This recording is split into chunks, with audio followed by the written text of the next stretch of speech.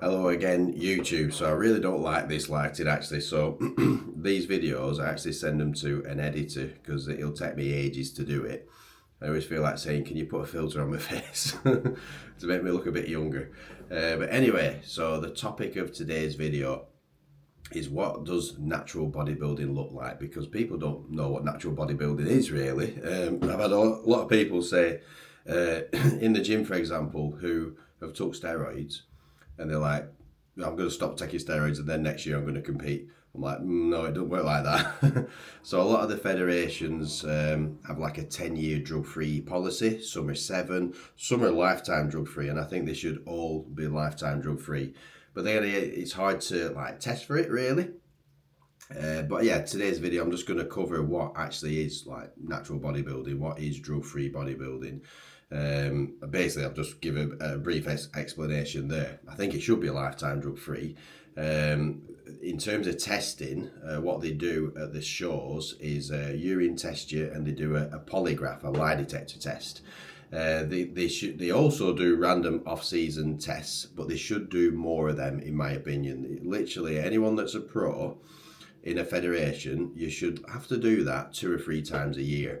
I think it doesn't happen because of costs, but hopefully as natural bodybuilding gets more popular, which I think it is doing, they'll do more random off-season tests. I've never been tested randomly in the off-season, and I should be. When I turn up to bodybuilding shows, they should just say, you know, as a spectator, you come here, you're going to do a test. I'd gladly do that.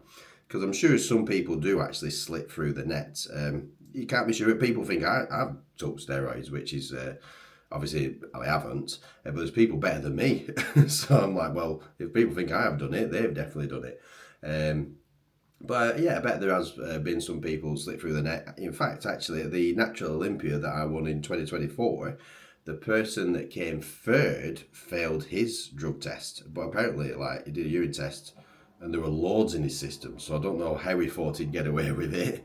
So that were bad, and it should be a lifetime ban as well. And they do actually have a Hall of Shame, the Natural Olympia, where they name everyone that's failed the drug test. But yeah, the lie detector test is a deterrent. Don't really believe in that too much. I just think, yeah, I don't know, there could be false positives with that one.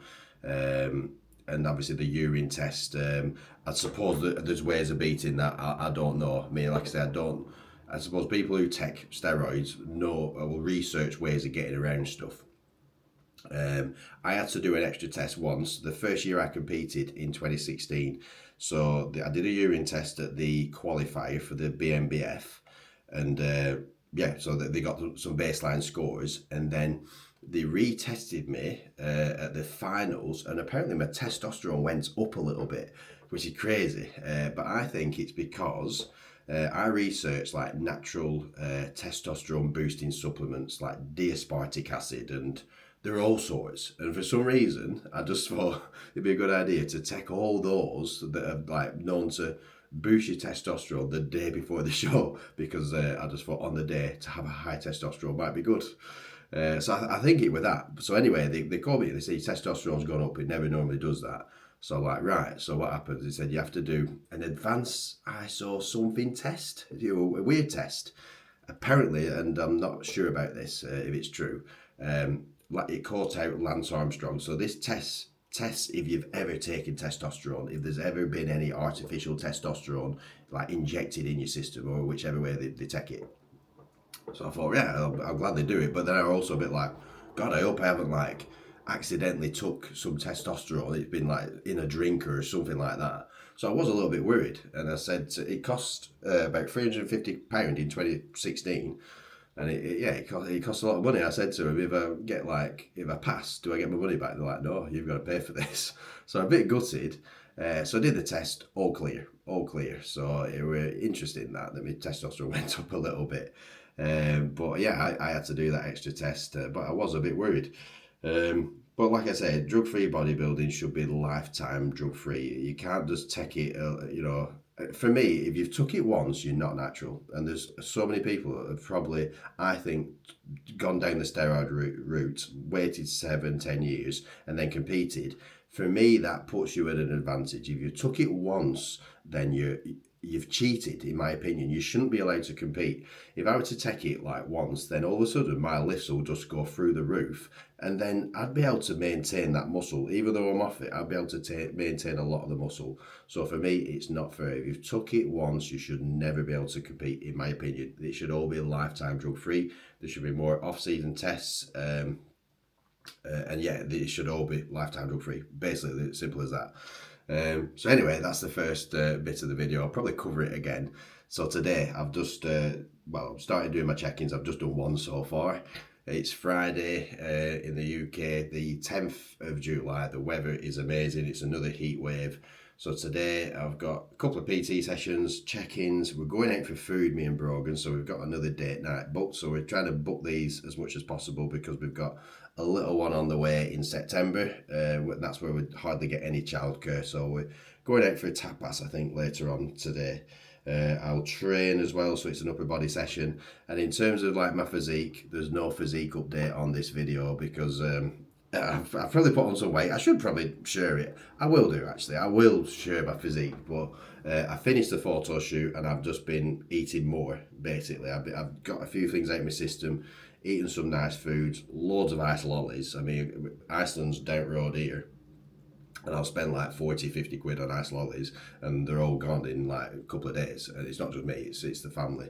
But yeah, eating a lot of the same foods, but I've certainly gained weight, but I'm not bothered. I mean, you can still see bicep vein, and I'll probably still look all right, but I have put on some body fat, but I'll reveal it. But in terms of like motivation going forward, I'm just going to put on some weight now. There's no point staying lean all the time, especially, again, for a drug-free bodybuilder, or anyone, in fact. Staying as lean as I were isn't healthy. It's not sustainable. But I'll stay relatively lean, I think, and just push my weight up gradually. So yeah, that's the first bit of the video. See you on the next bit.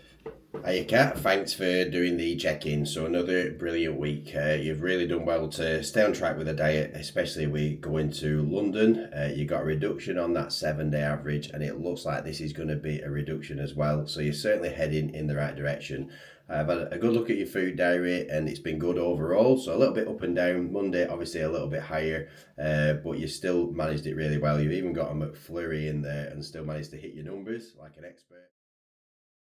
So I just had a look at the video there, still twisted, so my injury is a lot better, and I do think it was a slit disc brought about from football. So I've not gone for an x-ray or anything like that. I can just crack on with it at the minute. It's fine, but my body is still a little bit twisted, which hopefully will correct itself over time. So yeah, I zoomed out for a bit, but I do see I've added a bit of body fat, which is absolutely fine. You know, I'm going to get stronger in the gym now. That's what it's all about. If I stayed lean all the time, I just wouldn't progress in the gym. And already I've noticed that I'm a lot stronger. So yeah, I'm excited just to get more calories in, a bit more freedom with the diet. So I've got another 4 check-ins. Going to nip to supermarket after, get some food, food out later with Brogan, which I'm excited about. And again, going back to the childcare, you know, anyone that watches this who's got kids who struggle with childcare, I feel your pain. It's we very rarely get it, so times like this where we have a meal out is amazing. And sometimes we'll go to supermarket after it, and the freedom, we're like, oh my God, we're at the supermarket, just us. And you don't realise how free you were before you had kids. And, you know, when I met Brogan, she must have got pregnant after 2 months or something like that. So we've only had, well, obviously when she was pregnant, we had a bit of freedom, but most of our relationship, like 9 years probably now, has been with kids. So it's been challenging. We very rarely get that time together. So we've done well to stick with each other, but we're looking to the future. We always just think as soon as kids are older, we'll get our lives back. And then it's like we've gone back to square one with this another one on the way. But that's certainly it after this. This one wasn't planned. To be honest, 2 out of my kids wasn't planned. We've got to be careful.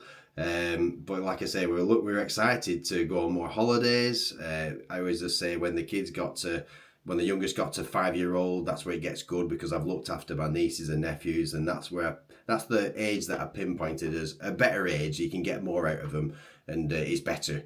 So obviously I've got a 4-year-old and a 7-year-old, which is 8 next week, I think. Yours is. And yeah, it's going back to square one with a newborn. So probably won't get my life back until about another 5 years at least, which is, you know, I'll be 47 then. So yeah, I've done it to myself, but it should be good having three kids, 3 girls though. I don't think I'll get to 50 actually, because the stress that I've got with 2 of them, let alone 3. So yeah, I'll see you in the next bit. So we're just going to Marks and Spencer's now. I've finished my check-ins. It's absolutely boiling today. You're on green. What? You're on green as well. We're on green. Concentrate. Yeah, so I'm just going to do a shop at Marks and Spencer's because the fridge is bare. And then I've got a PT session, and then we're going out for food at Tapas, aren't we, bro? Yeah, we are, and we're excited, aren't we? Excited for that. A rare date. Yes, I can eat more now, so the diet's done.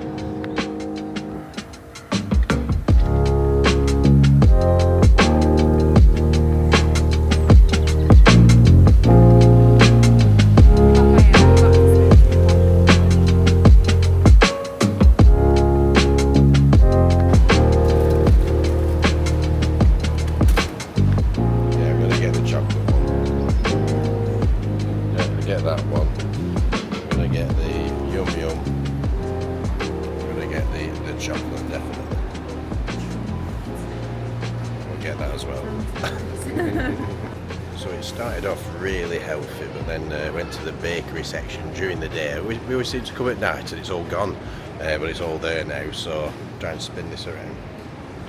So definitely we've gone for, well I have, a Yum Yum, and in that bag is a chocolate cookie. No, it's a chocolate donut, and then there's a custard cookie, and then a chunky cookie.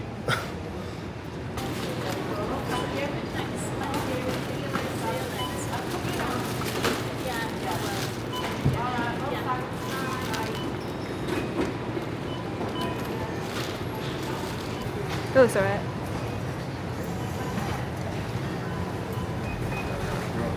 Very nice.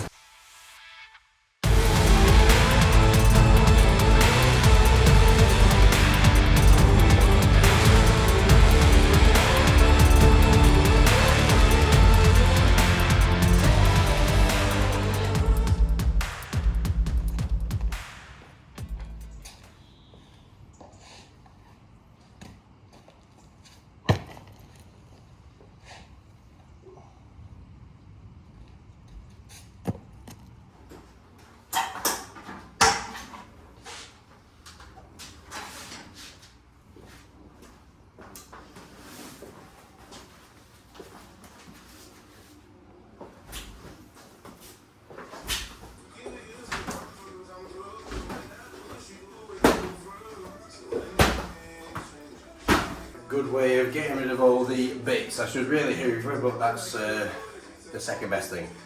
Yeah.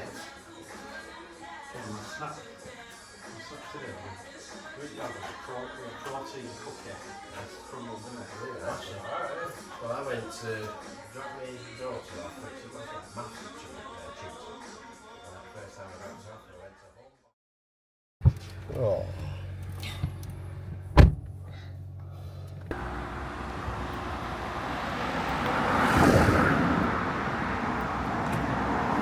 So we're on our way to a tapas restaurant that Brogan told me about before. It was all you can eat for 16 quid, but now it's 21 quid, but it's still really cheap, so a bit risky when someone's hungry. They won't really get a profit with me, I don't think. But yeah, excited to try it.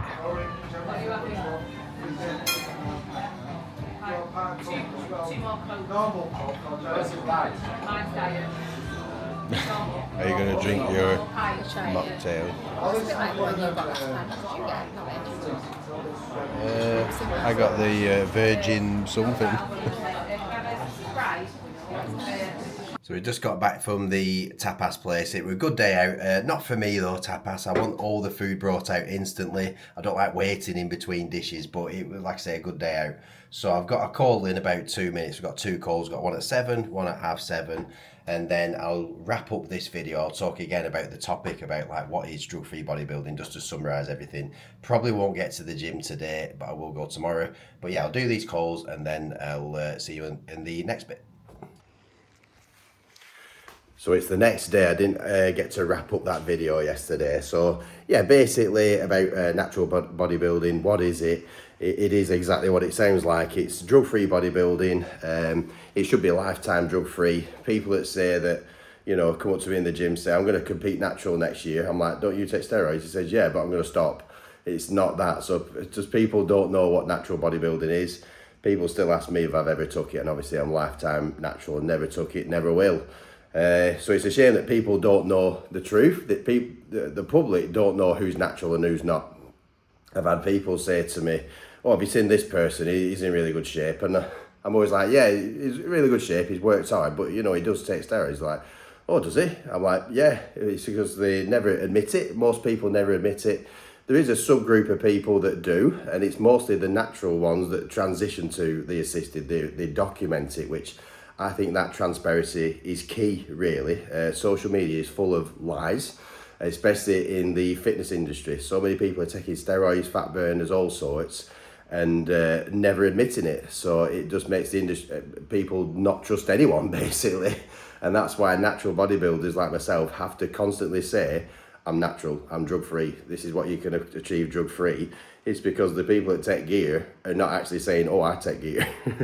So it's a bit frustrating, really, that the public don't know. And, you know, it is hard work. Like I say, it's hard work, determination, but it's also steroids. And it is slightly frustrating when you see someone upload like a before and after, for example. You know, this is what I was like before and this is what I'm like now. And it's all hard work, determination, sticking to the diet.